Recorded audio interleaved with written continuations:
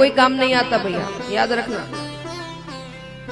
कितने ये बड़े बड़े कॉन्टैक्ट बना लो, लोगों से पहचान कर लो, जब संकट आता ना एक फोन नहीं उठाता। छोटे मोटे संकट नहीं कह रहे हैं, छोटे मोटे में तो चलो वो मदद कर देते हैं, पर सच में जब बड़ा संकट आता है कि आपको किसी की जरूरत है, तो जितनों के लिए आपने समय दिया है ना कि उनसे पहचान बनाए, रिश्ता बनाए कि भाई दिक्कत में वो कभी काम आएगा, वो एक फोन नहीं उठाता। और उस वक्त काम सिर्फ भगवान आते हैं, और उससे रिश्ता बनाने में हम 1 मिनट नहीं देते। उसको तो समय हम अपने अनुसार देते हैं। हम खाली हैं, चलो पूजा करते हैं। फिर पूजा करने में कभी कभी बीच में माला छूट गई, ठीक है शाम को करते, कोई बात। तो इसीलिए पहचान उससे बनाइए जो हर वक्त आपके साथ खड़ा होता है, उसके लिए समय दीजिए, फिर सब आपसे पहचान बनाने में लग जाएगी। ये याद रखिए। अभी तो आपको जाना पड़ता है हर जगह, फिर सब आपके पास आएगा। ये रीत है दुनिया की। तो सत्य यानी भगवान। आनंद क्या है?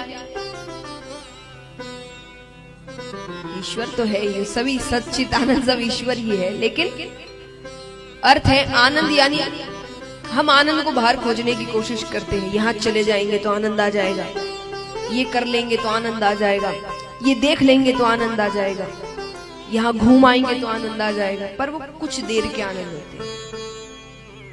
ऐसा क्यों है कि जो वनों में या पहाड़ों पर तपस्या कर रहे हैं वो खुश है, वो बहुत खुश है, उनको किसी की जरूरत नहीं है।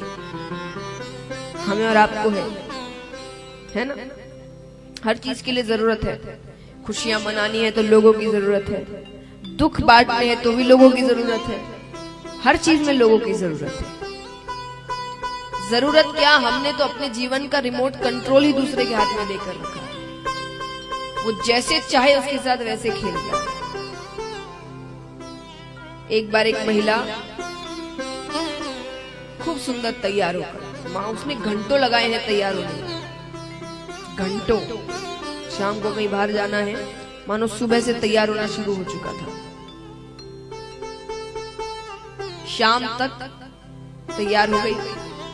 तैयार होने के बाद खूब अपने आप को कांच में निहार रही है, कितनी सुंदर लग रही है। आज तो खूब अच्छे से तैयार होकर घर से बाहर पैर रखती है कि पड़ोस वाली ने कहा क्या पहना है, बिल्कुल अच्छा रंग नहीं है। सारी तैयारी, अब उसका मुंह उतर गया, अब उसे भी लगने लग रहा है शायद रंग अच्छा नहीं है। भले ही पड़ोस वाली ने एक ठीक से देखा भी नहीं होगा। तो हमने अपना रिमोट कंट्रोल किसके हाथ में देकर रखा है? वो कुछ भी कहे, मुझे क्या नहीं, मुझे तो अच्छा लगा, तुमको अच्छा नहीं लग रहा है, तुमको थोड़ी पहनना है, तुम मत पहनना ये रंग कभी, मुझे तो अच्छा लगा है। पर हमारा मुंह उतर जाता है। किसी को गुस्सा दिलाना है, वो थोड़ी सी बातें कह देता है, हम दुखी करना है, 1-2 बातें कर दी, दुखी हो गए। खुश करना है, थोड़ी तारीफ कर दी। सोचिए क्या कर रहे हैं हम। सामने वाला पॉपकॉर्न लेकर बैठा है, आराम से हमको देख रहा है कि वो जो करे उसका असर सामने हो ही जाता है। अच्छी बात है ये। अपनी जिंदगी आपका जीवन है, क्या सही है क्या गलत है ये आपसे ज्यादा कोई और समझ सकता है? नहीं ना। आपको पता है आपको कौन सी चीज खुशी देती है, कौन सी चीज आपको अच्छा महसूस करवाती है। उसको क्या पता, उसके लिए वो 2-4 दिन की बात है, फिर आपकी बात से हटकर वो किसी और की बात पर लग जाएंगे। इसीलिए कहा जाता है अपने जीवन का फैसला कभी भी दूसरों के भरोसे मत ले, कभी भी। ये बात हमेशा याद रखिएगा। अपने जीवन का फैसला कभी भी दूसरों की सोच पर मत लेना, क्योंकि वो 2 दिन 4 दिन ज्यादा से ज्यादा 10 दिन बात करेंगे, पर उस फैसले को आपको जिंदगी भर ढोना पड़ेगा, जिंदगी भर। तो अपने जीवन का रिमोट कंट्रोल अपने हाथ में लीजिए। किसी के बोलने से आप पर असर नहीं होना चाहिए। भगवान ने बुद्धि दी है ना, दी है कि नहीं? क्या उस समय भी कहीं और थे हम? बताइए। भगवान कहेंगे, ऊपर जाकर कहोगे भगवान हम तो कर रहे थे पर उसने ये कह दिया, उसने वो कह दिया। भगवान कहेंगे मैंने तुमको भी तो दिया था कुछ सोचने को, कि अपनी चीज अपने दिमाग से सोचो, कि दूसरों के दिमाग से चलना था, तो मैं तुमको देता ही नहीं ऊपर से कुछ। अगर दूसरों के ही बोले बोले अपनी जिंदगी जीनी थी, एक बात खुद सोचिए, अगर भगवान चाहते कि हम दूसरों के बोले बोले जीवन जिए तो भगवान ये क्यों देते हमको? नहीं, पशुओं के पास तो नहीं है ना सोचने समझने की शक्ति, हमारे पास है। क्यों दी भगवान ने? कुछ नया करने।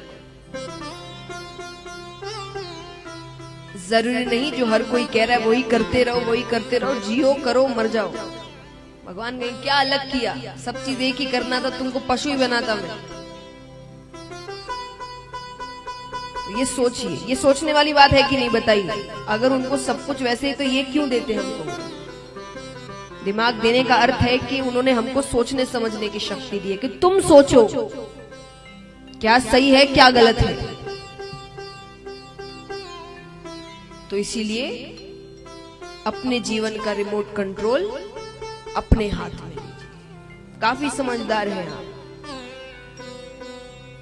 18 के बाद हमको देश चलाने का मौका मिल जाता है कि देश का हम प्रधानमंत्री चुन सकते। इतना दिमाग नहीं है कि अपना जीवन चला सके।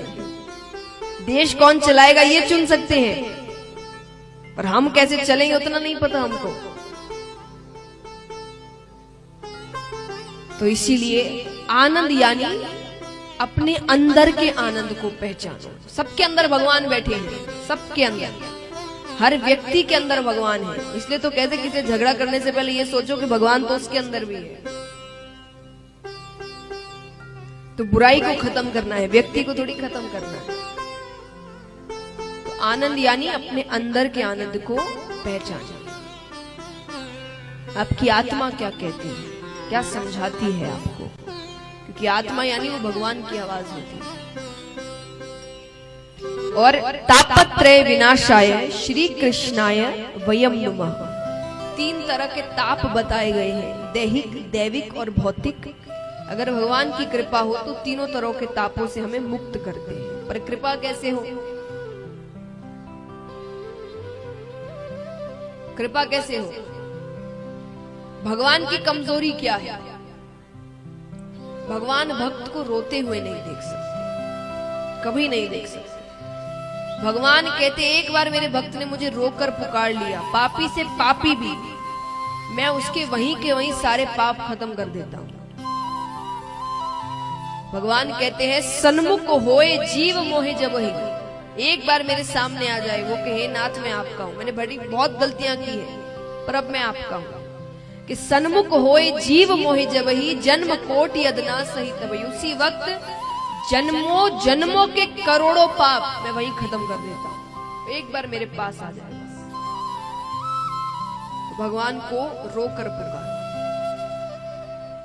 ये भगवान की कमजोरी है।